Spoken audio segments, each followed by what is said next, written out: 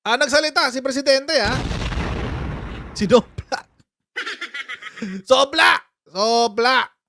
Si Kibulok dito, mga kotsero. Bakit? Ito kasi sinabi ni PBBM dyan. Kibuloy surrender term is wagtail wagging the dog. Says Marcos.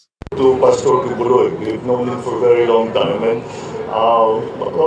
may papangako ko, all the proceedings will be fair. Now, as to the involvement of the United States, malayo pa yan.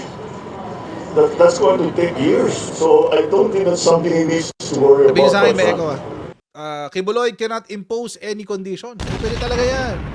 He must surrender not according to his terms but according to the terms of the law. Bakit? Hindi naman to hostage situation eh. Hino-hostage ka ba? O hino-hostage mo yung sarili mo?